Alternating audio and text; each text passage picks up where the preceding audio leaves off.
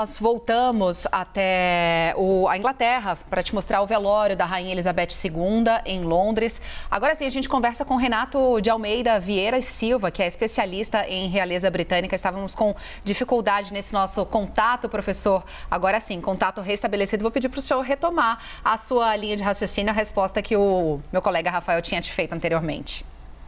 Bom, muito bom dia, desculpe aí pelas interrupções da internet, infelizmente nós somos sujeitos a esse tipo de situação. Ontem nós pudemos assistir um espetáculo, e podemos classificar como espetáculo, com tamanha precisão, arranjo e uma capacidade de ensaio coletivo impressionante. Agora, por outro lado, além do lado, vamos dizer, plástico, de beleza realmente, apesar de ser uma cerimônia fúnebre e, portanto, triste, ele tem um significado muito importante. Naquele momento, naquelas ruas, estava a família real, e, na verdade, naquele ritual, ela representava a família da nação e todas as pessoas que estavam junto e que estavam respeitosamente reverenciando a sua rainha.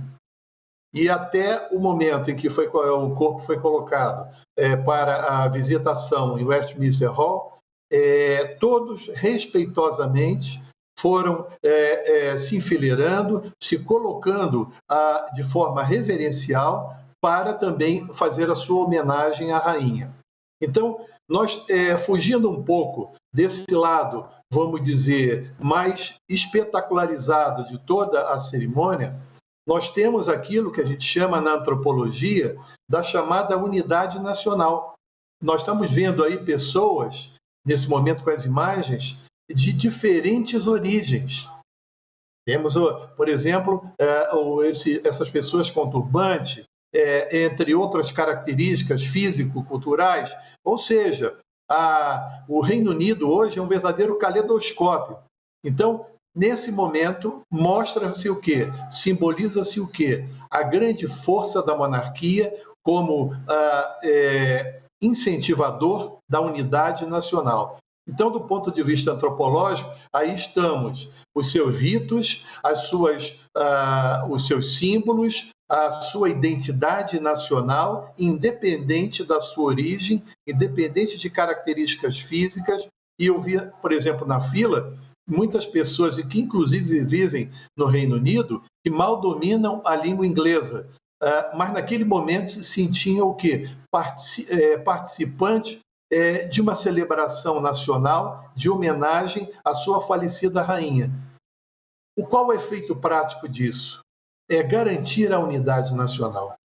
Então, nós estamos num mundo onde, inclusive no Brasil, onde temos divisionismos, muitas das vezes totalmente voltados para objetivos políticos. A monarquia e a figura da rainha ou do seu rei representa algo super acima da política, acima daqueles interesses puramente cotidianos, partidários ou de interesse de grupos. Nesse momento, todos são cidadãos britânicos diante do seu rei ou da sua rainha. Então, temos aí um momento único de comoção e de unidade nacionais.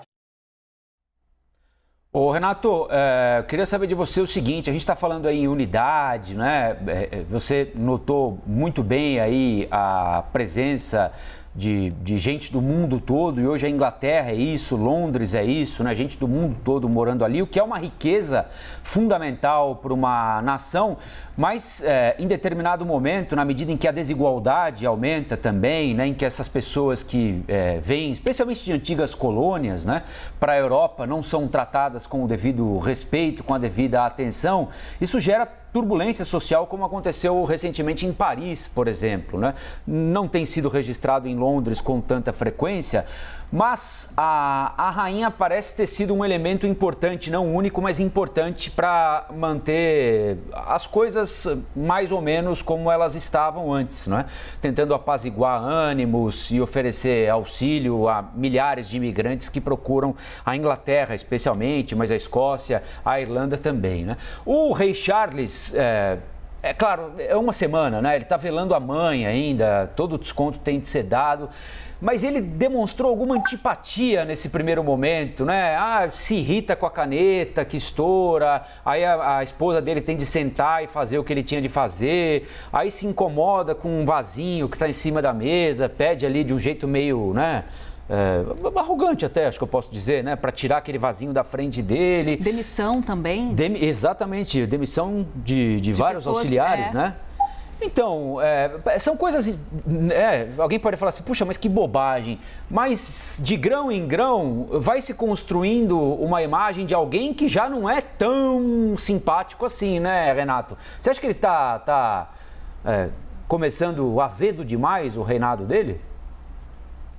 Bom, ele começou muito bem. Eu entendo perfeitamente as colocações e, vamos dizer, reações do rei em relação ao uso da caneta e tudo viralizaram e demonstraram algumas coisas. Mas deu uma característica humana. Nesse momento, a gente pode ter diferentes interpretações. Ele pode ser uma pessoa que esteja sofrendo de um estresse momentâneo em função da própria morte da mãe e o fato de assumir agora o trono. Você tem pode ter até algumas características, não sei, do ponto de vista psicológico, um pouco obsessivo em relação à própria organização. Ele pode também estar precisando, vamos dizer, até mesmo de um apoio, talvez até de inteligência emocional, para poder lembrar que essa passagem do Charles Príncipe para o Charles Rei exige, vamos dizer, uma mudança ou uma atenção maior aos detalhes, porque qualquer coisa que ele venha, vamos dizer, a se colocar nesse momento, será interpretado pela opinião pública de diferentes formas. Mas, ao mesmo tempo, nós temos que ver que dá uma característica humana, porque todos nós somos falíveis ou sujeitos a esse tipo de situação. É claro que na figura do rei pode-se perguntar, mas isso não é admissível? Por que ele está se comportando assim? Afinal de contas, não se preparou pela vida inteira para ocupar essa posição, mas nós vamos ter que nos habituar com um jeito de ser e que, em alguns momentos, ele vai provavelmente ter algum tipo de reação. Isso, vamos dizer, vai contra a figura do monarca? Sim, não tenho dúvida. Mas também pode dar a ele um grau de humanidade, porque nós somos seres humanos e podemos, de repente, em determinadas circunstâncias, reagir de uma forma assim não tanto conveniente. Agora... Oi? Perdão, professor, pode concluir. Por outro lado, que eu gostaria de ressaltar é que o Charles ele tem uma obra social de inclusão.